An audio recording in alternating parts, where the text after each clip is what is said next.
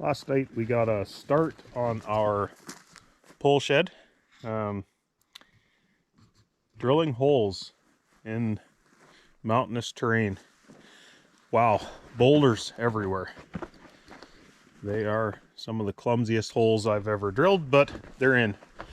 Unfortunately, we got a little carried away and didn't video anything, but this side is set. And once we get the grade cleaned up, there's going to be another. Oh, that's the demise of the old outhouse. It didn't make the plan for the expansion, but we're going to put another section down in between the trees.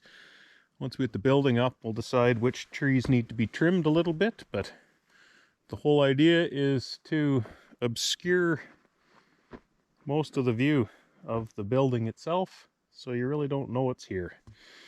But we're just gonna start placing the other two posts, and then I got one more hole to drill in the back. It's only going to be 24 feet by, what do we end up with? Will be 16 on the roof, so 15 on the building. And then the idea of putting another extension to the south if we wanted to, but to kind of turn a workshop in over here. But anyway, I'm going to start packing 6x6s and some 2x4s and wait for my helper to show up.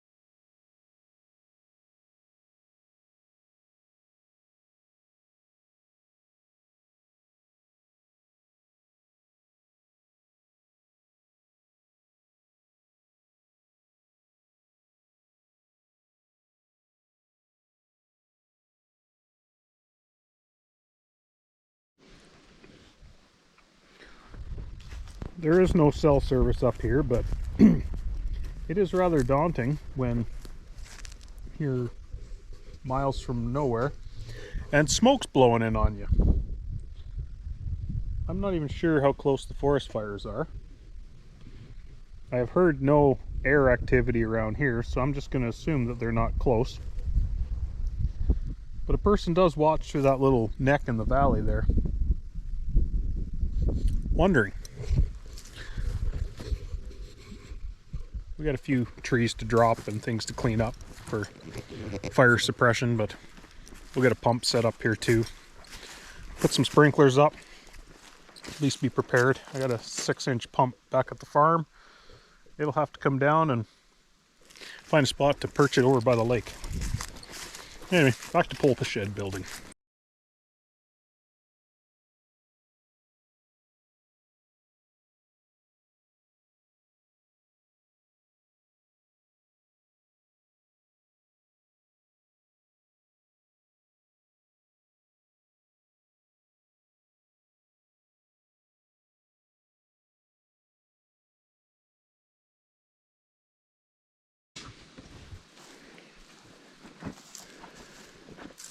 Posts are set, plumbed, squared within a 1/2 inch. Danielle let me have that 1/2 inch, said she can live with it.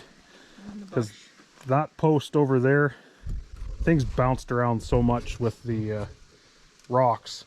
That post hole needed to be moved about 1 inch further. That wasn't happening. So we're a 1/2 inch out of square, but oh, I'll live with it. Deal with it on the roof, but got one more post hole to dig in the back center, and then we'll start strapping and putting beams up. Stay tuned.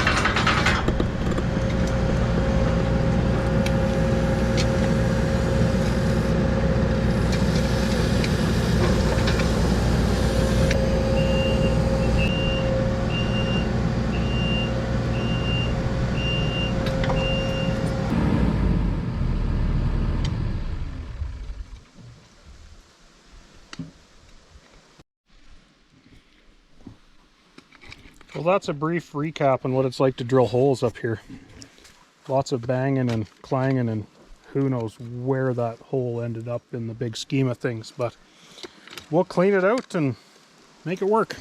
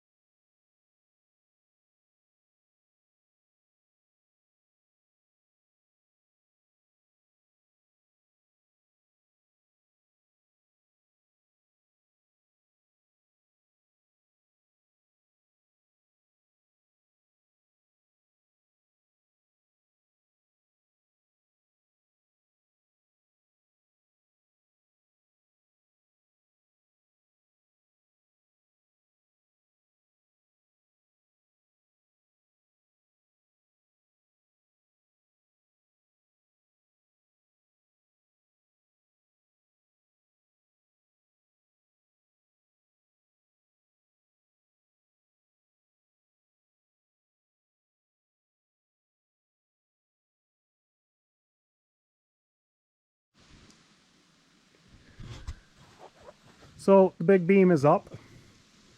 To say it was sketchy getting it there is incredibly accurate, but it's there. And if anyone wonders why we're using a 24-inch laminate beam, engineered, I know it's engineered because it came out of a school. We tore apart, or helped tear apart, the Sexsmith Secondary School for salvage, and these were beams we got out of it. So we could build lots of pole sheds, but these were the engineered beams that held the building together, and well, they're getting repurposed. It is probably pretty overkill for the free span of 23 feet, but whatever. It's been a cost of labor and moving them around a couple times, but they all come to an end, and this is where this one is coming to an end. We'll have a few more, but anyway, we're going to carry on, and yeah, no one died, so I'll call that a win. Well, ended day one pole shed building under the light of the Milwaukee light tower. Pretty awesome invention. Anyway, cutting our rafters. Got a bunch cut. Getting tired. I think it's time to call her a day. I'll cut one or two more here that I got laid out, and we'll start putting them up tomorrow. This is only 20 after 7, but 20 after 7 in the Caribou says it's dark out. And there's still smoke rolling in from who knows where. Williams Lake is doing a prescribed burn today. Maybe that's coming down here. But anyway, good night.